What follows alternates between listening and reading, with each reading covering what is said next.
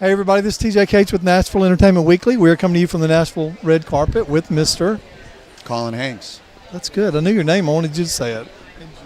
Jill Santibanez, everybody. Thank you so much for watching. She's really excited. We're real excited, man. Tower Records. Yeah. Now, I like the way that you said that you actually went in there and that used to be your place to go. Yeah. I mean, that was my hangout. I didn't really have a sweet tooth. I didn't spend my money on candy. I'd spend it on music. I spent it on CDs and cassettes. So that was where, I was able to find out about what music was coming through my hometown of Sacramento and was able to discover acts and sort of, discover an identity. That was one of the great things about Tower. What do you think about the documentary thing versus movies? Do you kind of like the documentaries? The thing that is interesting is that since I started making this, I've been able to see the sort of sea change within the documentary world. Because before there would only be a handful of them, and you wouldn't know where to see them. And now they're everywhere. They're sort of ubiquitous. For me, it's just storytelling. It's just a different part of the sandbox that I play in, and so it's been fun to be able to sort of take control and shepherd a project through. I mean, I've made a bunch of them, so I think I dig it. Yeah. There used to only be the documentaries like Bigfoot or something like that, but I've seen like Betty Page. I've seen so many documentaries. I really like it. And let's talk about like Life in Pieces. I mean, you stay busy, dude. Yeah, no, I'm. You're on our DVR. Oh, I appreciate it. Yeah, we come back for a fourth season. Now, your episode where you're driving in the car and you forgot to put on pants or something, and you're so yes, surprised. Yeah. Your subtle comedies also, dude. I like to have everything represented in the toolbox.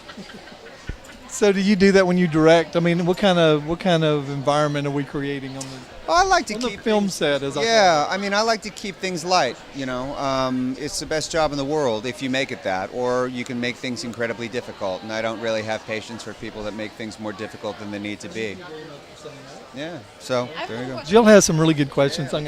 So besides having Russ, of course, the founder of Tower Records in the film, you also had a lot of really cool musicians that were a part of this. Now, how did you get them? Did they just they love Tower Records? Yeah, I mean, they were big Tower Records fans. I sort of went out and approached a bunch of them. Some of them were a little bit easier to get in touch with than others, but You said scheduling, right? Yeah, I mean, we had to schedule all of the interviews to make sure that we could accommodate their big schedules. But everyone was very keen to talk about Tower because, again, I think everyone's got a great fondness for Tower and what it means to them. And David Grohl, who used to work there. That was a cool story. Dave Grohl used to work at a Tower Records, and so when I heard that, I said, got to get him in the documentary. That's really cool. So how long was this in the making? I mean, you said, I think Tower Records closed in 2006. Yeah, it took about 7 years for us to finish making the film, and then it took about another year for it to be released. So it was a long project. Yeah. It's out now. It was actually released 2 years ago. Amazing. Yeah, that is so cool. But yeah, I mean, it's on iTunes and Amazon, so it could be seen there. But I'm in town because we inducted Russ Solomon into the Music Business Association Hall of Fame. He's the first inductee. Congratulations to him. Yeah, but this is a good way to be able to sort of celebrate Russ and what he accomplished. Bless him. Yeah.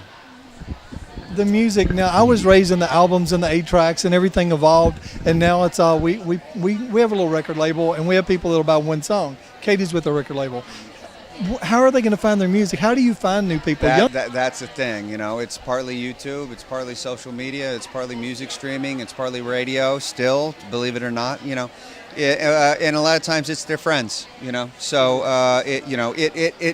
it is surviving, and it is finding a way to evolve. It's evolving. Yeah. And I love that you appreciate Tower Records because I grew up with Tower Records. I grew up going to concerts at Tower Records in the parking lot. There you go. So crazy. So it's really cool that you actually pay homage to such a great legacy of music. And we love still going to record shops. Well, thanks so much for your time, man. Best of luck to you. Congratulations on everything. Thank you very much. Thanks, y'all. I got a job at Tower Records because that's the only place I could get a job with my haircut. That is the truth. The largest record store in the universe is Tower Records. Tower Records had everything. They were like friends.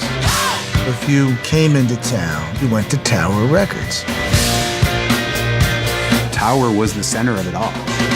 San Francisco, New York, Japan, London, revenues of $1 billion. The whole thing became a phenomenon. Tower was like the place to work at. We had no dress code. There was always a party atmosphere. And even if you threw up, you had to show up.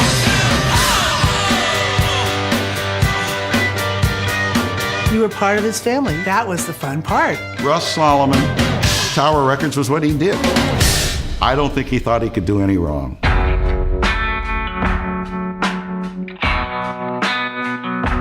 A perfect storm of events was developing. There was no need for kids to even go in a record store to get their music. When the banks came in, we knew that things were going to change. It's the end of an icon.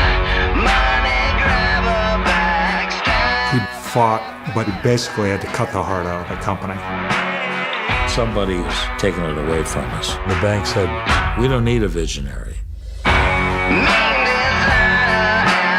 It defied the generation. It was really the statement of that time.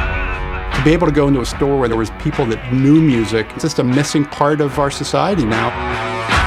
I don't really understand why it's gone.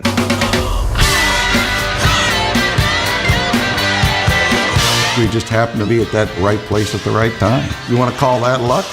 Then call it luck. What would you call it? Luck.